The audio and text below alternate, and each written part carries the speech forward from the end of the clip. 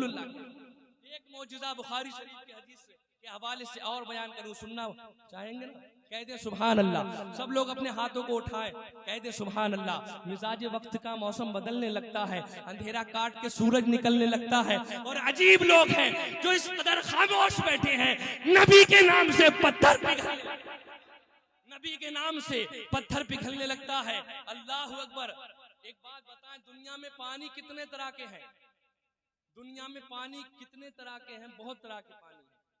अल्लाह ने वुजू के पानी में ये कमाल रखा है, अल्लाह ने वुजू के पानी में ये खूबी, ये क्वालिटी रखी है कि हम वुजू करते हैं, वो वुजू का पानी हमारे गुनाहों को ले करके चला जाता है, हमारे गुनाहों को धो देता है, हमारे गुनाहों को ले जाता है।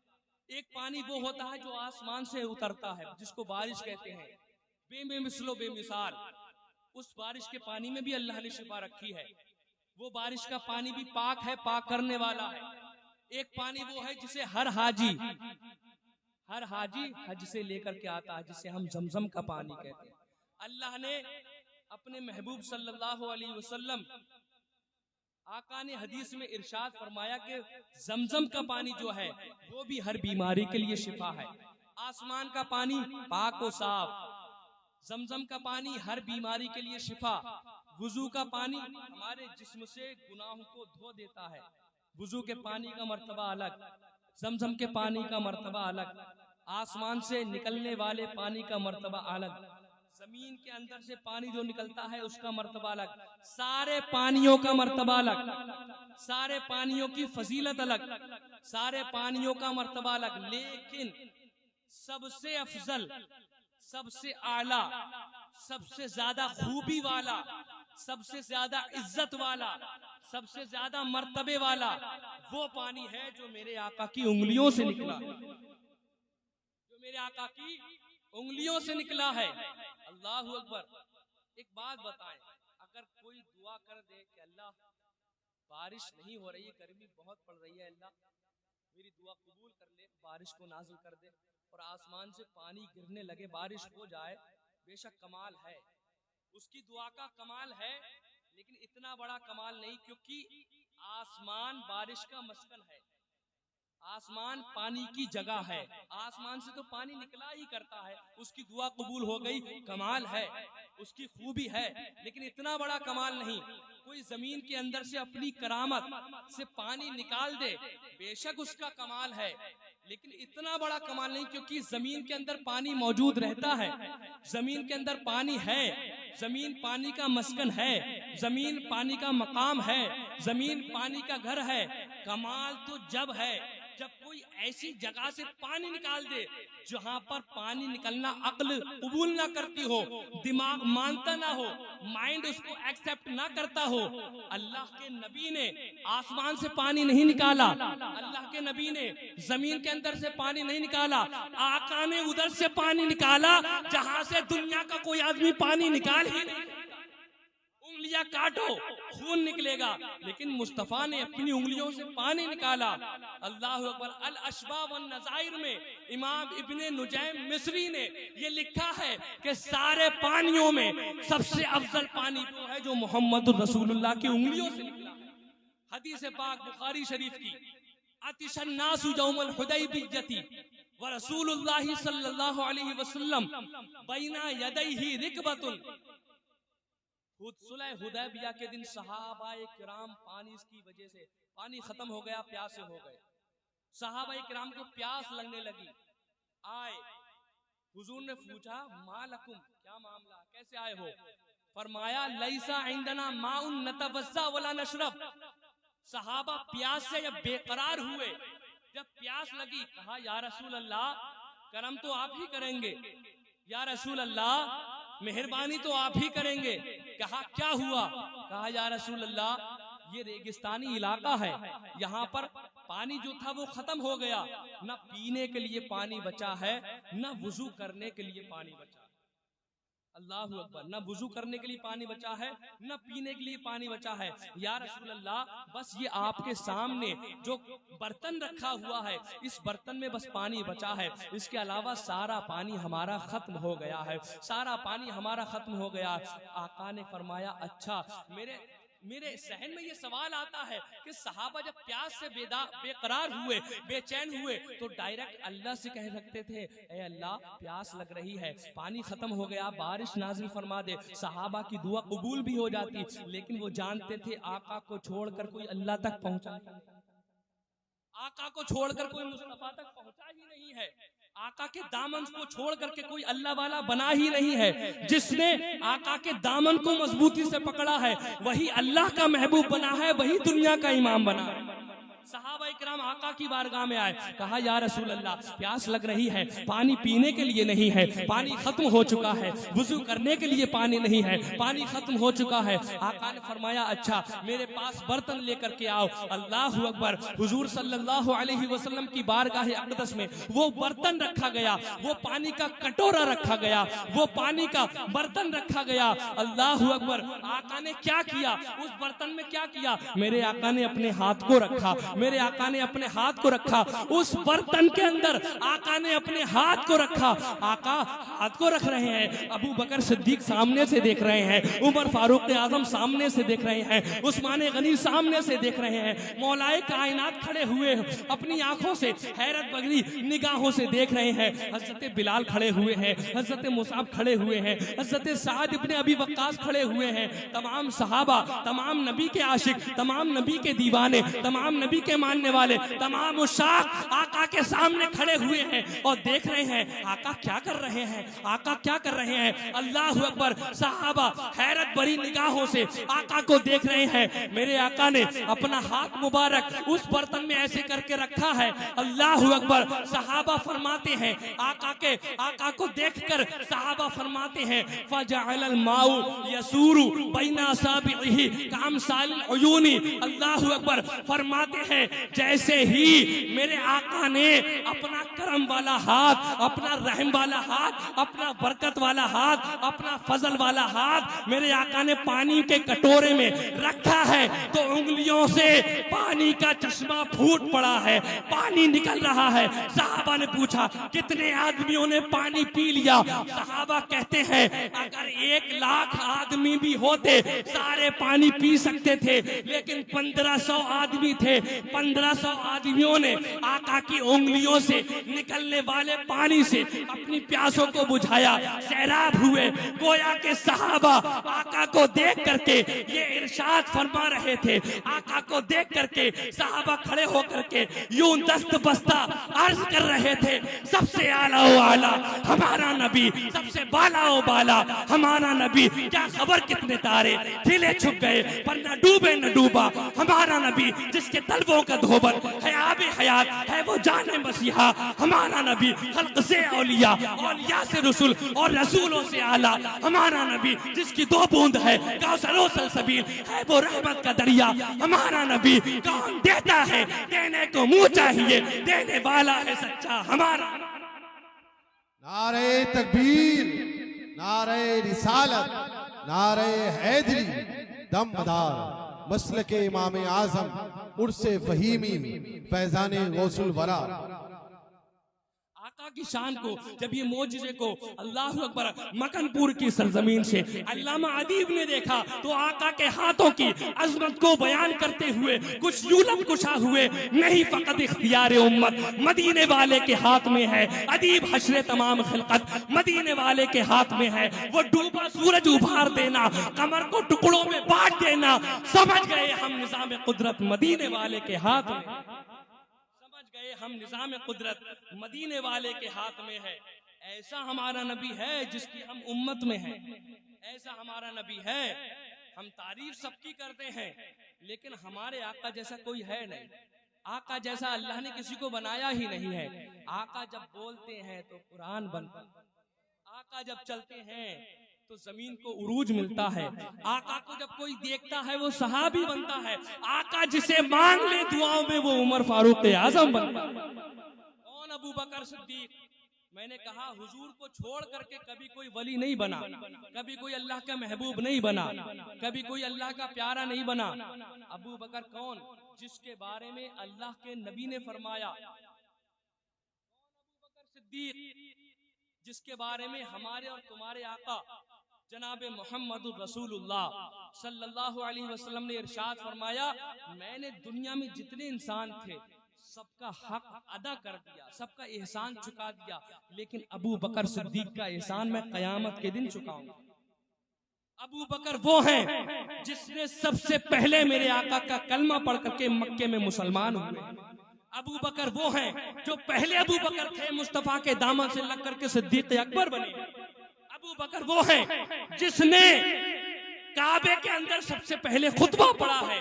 अबू बकर वो हैं जिसने अपने घर बार को छोड़ करके आका के साथ हिजरत का सफर किया। अबू बकर वो हैं जिसने गार के अंदर घुस करके सांप का डसना बर्दाश्त किया है। अबू बकर वो हैं जिसने अपने कपड़ों को फाड़ फाड़ के गार के सारे सुराखों को बंद किया है। पूछने वाले ने पूछा, अबू बकर बहुत माल था, बहुत पैसे वाले थे, मुस्तफा के दामन से लग करके क्या मिला? आका का कलमा पढ़ के क्या मिला? अबू बकर सिद्दीक उसको जवाब देते हुए नजर आएंगे, जितना दिया सरकार ने मुझको उतनी मेरी औकात नहीं, ये तो कर्म है उनका, वरना मुझ में तो ऐसी बात नहीं। उमर फारूक आजम को कौन नहीं जानता? आका के पास आने से पहले शैतान उमर को भी बहकाता, पहले शैतान उमर के पास भी आता था, लेकिन जब आका के कदमों से लौ लगाई ना, तो अब शैतान ये कहता है मैं उसी रास्ते पर जाऊंगा जिसमें उमर नहीं होंगे। उमर फारूक आजम को देख करके शैतान रास्ता बदलता था, और आका ने फरमाया लौला नबी, आका ने फरमाया अगर मेरे बाद कोई नबी होता वो उमर फारूक आजम होता। ऐसा उमर फारूक आजम, उमर थे उमर, जब मुस्तफा के दामन से लगे तभी फारूक आजम बने। अल्लाहु अकबर। हजरत बिलाल, कौन बिलाल? जिसको तड़पाया गया, सताया गया, मारा गया, गरम गरम रेत पर लिटाया गया। हमने और आपने क्या कुर्बानियां दी हैं इस्लाम के लिए? हमने और आपने क्या कुर्बानियां दी हैं? हम तो मुस्तफा की आंखों को ठंडक नहीं पहुंचा सकते, हम तो अपने आका की आंखों को ठंडा भी नहीं कर सकते नमाज अदा करके। अरे बिलाल से पूछो, गरम रेत पर नंगा जिस्म करके लिटाया जाता। उसके मालिक ने पूछा, सुना है तूने मोहम्मद का कलमा पढ़ लिया है? सुना है तूने कलमा पढ़ लिया, इस्लाम कबूल कर लिया है? खाता मेरा है, पीता मेरा है, घर मेरे रहता है, नौकरी मेरी करता है, खिदमत मेरी करता है, पगार मुझसे लेता है, तनख्वाह मुझसे लेता है, मजदूरी मुझसे लेता है, उजरत मुझसे लेता है, लेकिन कलमा मदीने वाले का पढ़ता है, कलमा मोहम्मद का पढ़ता है। बिलाल ने कहा, हाँ मजदूरी तुझसे लेता हूँ, उजरत तुझसे लेता हूँ, लेकिन दिल तो मदीने वाले को दे चुका हूँ, कलमा तो मोहम्मद का पढ़ चुका हूँ। उसके मालिक ने बिलाल से कहा, बिलाल मोहम्मद का दामन छोड़ दे वरना तुझे सख्त सजाएं दूंगा, मोहम्मद का दामन छोड़ दे वरना तुझे सख्त मार मारूंगा। बिलाल ने कहा, अब तो धड़कन, सांसें, जिंदगी, मरना जीना सब मोहम्मद के नाम पर कुर्बान। बिलाल को लिटाया गया, गरम गरम कोयलों में जिस्म को लिटाया गया, सख्त से सख्त तर आपको इजाएं दी गई, लेकिन बिलाल ने कह दिया अब तो जान जाएगी तो मोहम्मद के नाम पर जाएगी, अब तो मरूंगा तो मोहम्मद के नाम पर मरूंगा। बिलाल ने कलमा पढ़ा, दामन रसूल को ना छोड़ा, आका का साथ ना छोड़ा। जब मोहम्मद रसूलुल्लाह सल्लल्लाहु अलैहि वसल्लम को पता चला कि बिलाल को उसका मालिक मारता है, अबू बकर सिद्दीक को हुक्म दिया है, अबू बकर सिद्दीक जाओ बिलाल को आजाद करा करके लेकर के आओ, बिलाल को लेकर के आओ। हजरत अबू बकर सिद्दीक गए, मालिक से कहा ये गुलाम है, कितने का बेचोगे, क्या कीमत लगाओगे इसकी, क्या सौदा है इसका? उसने कहा 1000 दिरहम लूंगा। कहा कबूल है, लाओ गुलाम मेरा, पैसा तेरा। 1000 दिरहम दिए, लेकर के बिलाल का हाथ पकड़ा। जाते हुए बादशाह ने कहा, मालिक ने कहा, अबू बकर बहुत घाटे का सौदा कर लिया है, बहुत नुकसान का सौदा किया है, बहुत नुकसान उठाया है। इस काले गुलाम में ऐसा क्या था तूने 1000 दिरहम में खरीद लिया? आज तो मुझे वो फायदा हुआ है जो कभी फायदा नहीं हुआ। इसका तो चेहरा काला है, इसका तो रंग काला है, इसके तो होठ मोटे हैं, हबशा का रहने वाला है। इस काले गुलाम में ऐसा क्या था कि तूने इसको 1000 दिरहमों में खरीद लिया? अबू बकर सिद्दीक ने जवाब दिया, ए मालिक सुन ले, जिंदगी में मुझे आज जितना फायदा मिला है उतने फायदे का सौदा मैंने आज तक किया ही नहीं है। तुझे क्या पता, तुझे क्या खबर, ये चेहरा काला है, इसके होंठ मोटे हैं, तेरी नजर में इसकी कोई वैल्यू नहीं, लेकिन आका ने इसको उम्मत का इमाम बना दिया।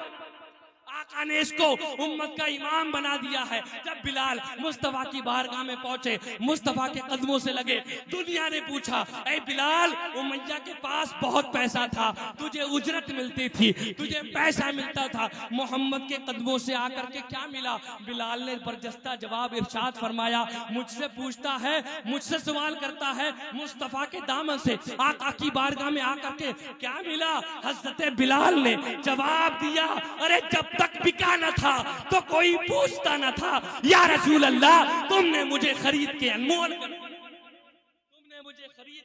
अनमोल कर दिया। अल्लाह अकबर। ये सहाबा इकराम का जज्बा ईमानी था। सहाबा इकराम आका से मोहब्बत करते थे, आका से प्यार करते थे, आका की दीवानगी में हर वक्त मसरूर रहा करते थे।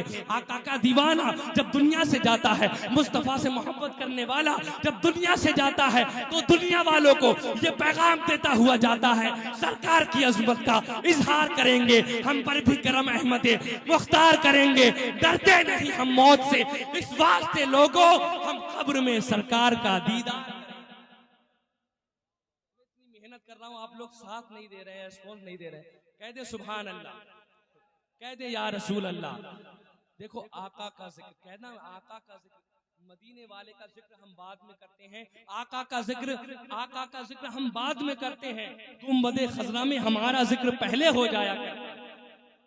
आका का जिक्र हम बाद में करते हैं, मुस्तफा की बारगाह में हमारा गुलामों का जिक्र पहले हो जाया करता है। तो मुस्तफा का कोई जवाब नहीं है, आका का कोई जवाब नहीं है। गौसे आदम बाद में बने हैं, पहले मुस्तफा की सुन्नतों को अपनाया। मदारे पाक बाद में मदारे पाक बने, पहले मुस्तफा के कदमों से लौ लगाई है। शाहजी मियां पीलीभीत के शहंशाह बाद में बने हैं, पहले मुस्तफा की सुन्नतों को अपनाया। कौन सा ऐसा वली है, कौन सा ऐसा वली है जिसने दुनिया अपनी मर्जी से गुजारी हो और अल्लाह ने उसे विलायत का ताज बना दिया हो? नहीं। पूरी हिस्ट्री आप पढ़े अल्लाह के महबूबों की।